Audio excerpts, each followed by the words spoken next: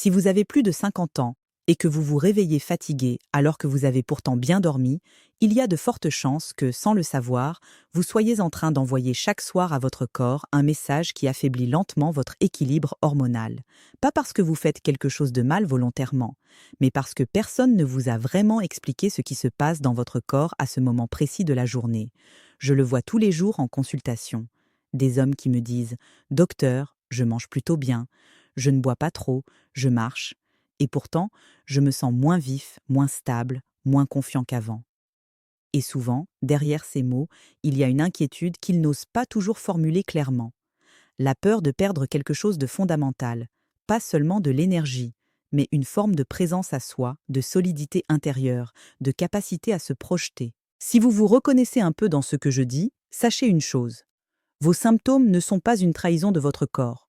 Ce sont des messages, des signaux discrets qui essaient de vous dire que certains équilibres se déplacent. Et la bonne nouvelle, c'est que ces équilibres peuvent souvent être accompagnés, soutenus, respectés. Pas par des promesses miracles, mais par une compréhension plus fine de ce qui se passe vraiment en vous. Je m'appelle Dr Virginia. Je suis médecin, formé à la fois à la médecine conventionnelle et à la médecine naturelle. Et ce qui m'a toujours frappé, c'est à quel point ces deux mondes parlent souvent du même corps, mais avec des langages différents. Mon travail, ma passion, c'est de faire le lien. De prendre ce que la science moderne nous apprend sur les hormones, l'inflammation, le métabolisme, et de le relier à des gestes simples, concrets, du quotidien, que vous pouvez comprendre et intégrer sans bouleverser votre vie. Aujourd'hui, je voudrais vous parler d'un moment très particulier de la journée, un moment que la plupart des hommes sous-estiment complètement. Le moment où vous vous préparez à dormir. Ce moment-là n'est pas seulement une transition vers le repos, c'est un carrefour hormonal. C'est là que votre corps décide en grande partie s'il va passer la nuit à réparer, à consolider, à réguler, ou s'il va rester en mode alerte, stress, déséquilibre silencieux. Beaucoup d'hommes pensent que la testostérone, par exemple, se joue uniquement à la salle de sport, dans l'assiette du midi ou dans des compléments alimentaires. En réalité, une grande partie de la régulation hormonale se fait pendant le sommeil. Et ce qui se passe juste avant que vous fermiez les yeux influence profondément la qualité de ce sommeil, et donc les messages que votre cerveau envoie à vos glandes pendant la nuit. Imaginez votre corps comme une maison. La journée, les portes sont ouvertes, les fenêtres aussi. Il y a du bruit, de la lumière, des sollicitations. Le soir, quand vous commencez à ralentir, la maison se ferme progressivement. Et à l'intérieur, une équipe de maintenance se met au travail. Elle répare ce qui a été abîmé, elle trie ce qui doit être conservé, elle jette ce qui ne sert plus. Si vous ne lui donnez pas les bonnes conditions, cette équipe travaille mal. Pas parce qu'elle est incompétente, mais parce qu'elle n'a pas les bons outils ou qu'on ne lui laisse pas assez de calme. Chez les hommes de plus de 50 ans, il y a un phénomène que je retrouve très souvent. Une inflammation de bas grade, rien de spectaculaire, pas de fièvre, pas de douleur aiguë. Juste une sorte de fond inflammatoire discret, permanent, qui fatigue le système, perturbe les signaux hormonaux et rend le corps moins réceptif à ses propres messages. Cette inflammation peut venir du stress chronique, de certaines habitudes alimentaires, d'un sommeil fragmenté ou simplement du fait que le métabolisme change avec l'âge. Et c'est là que beaucoup de symptômes se rejoignent. Fatigue au réveil, moins de clarté mentale, une récupération plus lente, une impression de brouillard dans le corps. Ce ne sont pas des problèmes séparés, ce sont souvent des expressions différentes d'un même terrain. Je veux que vous compreniez quelque chose d'essentiel. Votre corps ne fonctionne pas en pièces détachées. Le cerveau, les hormones, l'intestin, le foie, le système immunitaire, tout est connecté. Quand vous aidez l'un, vous influencez les autres. Et parfois, un geste simple, répété chaque soir, peut devenir un signal fort envoyé à tout le système. Avant de parler de ce geste, j'aimerais vous poser une question et vous inviter à y répondre honnêtement pour vous-même. Le soir, quand vous vous mettez au lit, est-ce que vous vous sentez vraiment en train de descendre en régime?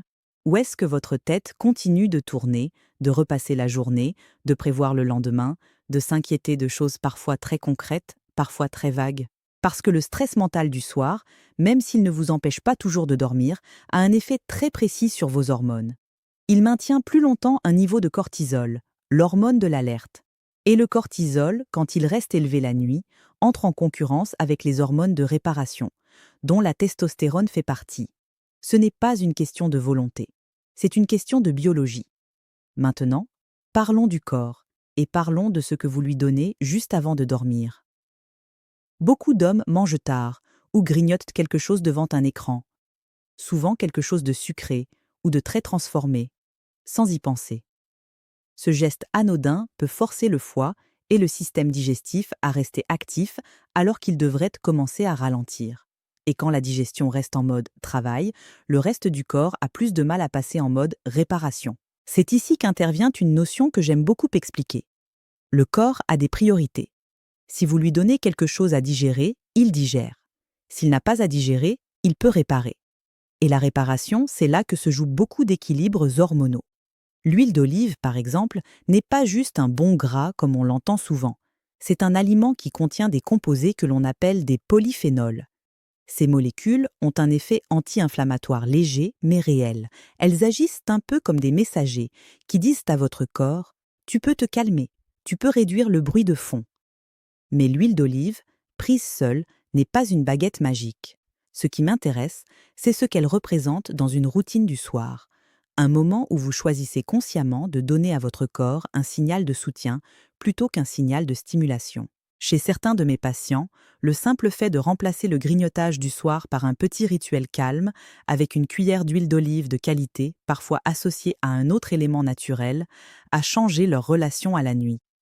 Pas du jour au lendemain, mais progressivement. Le sommeil devient un peu plus profond, le réveil un peu plus clair.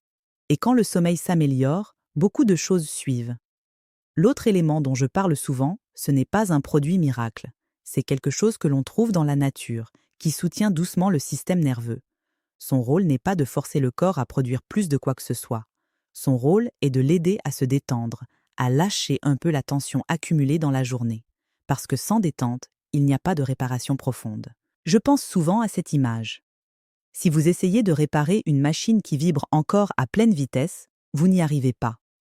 Vous devez d'abord la ralentir, l'éteindre partiellement. Le corps, la nuit, a besoin de la même chose. Et parfois, ce sont de petites choses, presque symboliques, qui font une grande différence. Le fait de s'asseoir, de respirer un peu plus lentement, de prendre ce geste comme un moment pour soi, et pas juste comme une habitude de plus. Ce qui est important, c'est de comprendre le pourquoi. Vous ne faites pas cela pour booster quelque chose de manière artificielle. Vous le faites pour créer un terrain plus favorable. Moins d'inflammation, moins de stress, une digestion plus calme, un système nerveux qui se sent en sécurité. Et quand ces conditions sont réunies, le corps fait souvent ce qu'il sait faire depuis toujours. Il régule, il équilibre, il ajuste. Je me souviens d'un homme, la cinquantaine passée, très actif, très impliqué dans son travail. Il me disait « Je n'ai pas le temps de penser à tout ça ». Et pourtant, c'était justement le problème. Son corps, lui, n'avait jamais de pause. Nous avons travaillé sur des choses très simples. Le soir, couper les écrans un peu plus tôt. Remplacer le dernier café ou le dernier snack par un petit rituel calme. Pas une révolution, juste un déplacement. 3 semaines plus tard, il m'a dit « Je ne saurais pas vous dire exactement ce qui a changé, mais je me sens plus posé, plus solide. » C'est souvent comme ça que ça se manifeste, pas comme un feu d'artifice, mais comme une base qui se reconstruit. Si ce type d'approche vous parle, si vous aimez l'idée de comprendre votre corps plutôt que de le forcer, je vous invite à vous abonner à cette chaîne. Je partage ici cette vision de la santé qui ne met pas en opposition la science et la nature, mais qui les fait travailler ensemble, au service de votre équilibre. Revenons à cette notion centrale. La testostérone, comme beaucoup d'hormones, n'est pas juste une quantité à augmenter. C'est un signal dans un orchestre. Si les autres instruments jouent faux, si le rythme est chaotique, augmenter le volume d'un seul instrument ne crée pas une belle musique. Ce que nous cherchons, c'est l'harmonie. Et cette harmonie passe par le sommeil, le stress, l'inflammation, la digestion, le sentiment de sécurité intérieure. Le soir, juste avant de dormir, vous êtes à un moment charnière. Vous pouvez soit continuer la journée, mentalement et physiologiquement, soit vous pouvez envoyer un message différent, un message de ralentissement, de soutien, de respect pour votre propre rythme. L'huile d'olive, associée à un élément qui calme le système nerveux, n'est qu'un symbole de ce choix. Ce choix de dire à votre corps « Je t'ai sollicité toute la journée. Maintenant, je te laisse travailler pour moi. » Je tiens à être très clair et responsable. Si vous avez des problèmes de santé, si vous prenez des médicaments, ces gestes ne remplacent jamais un suivi médical. Ils ne sont pas là pour traiter une maladie. Ils sont là pour soutenir un terrain, pour créer des conditions plus favorables. Et parfois, ce sont ces conditions qui font toute la différence à long terme. Ce que j'aimerais que vous reteniez de cette vidéo, ce n'est pas une recette. C'est une prise de conscience. Votre soirée n'est pas un simple sas entre deux journées. C'est un espace de régulation, un espace de dialogue avec votre corps. Et plus ce dialogue est calme, clair et respectueux, plus votre corps a de chances de vous répondre de manière positive. Essayez, sur quelques semaines, de transformer ce moment, pas comme une obligation, mais comme un rendez-vous avec vous-même. Observez ce qui change. Votre sommeil, votre énergie au réveil, votre humeur, votre sensation de stabilité intérieure. Ce sont souvent ces petits indicateurs qui nous montrent que quelque chose se remet en place en profondeur. Je terminerai avec cette idée. Vieillir n'est pas une perte automatique de puissance ou de vitalité, c'est un changement de rythme, et ceux qui apprennent à écouter ce nouveau rythme, à l'accompagner plutôt qu'à le combattre, découvrent souvent une autre forme de force. Plus calme, plus stable, plus durable. Si vous voulez continuer à explorer cette approche, à comprendre les messages de votre corps et à apprendre comment les traduire en gestes simples du quotidien, je vous invite à rester avec moi sur cette chaîne. Prenez soin de vous ce soir. Parce que ce que vous faites avant de dormir, votre corps s'en souviendra toute la nuit.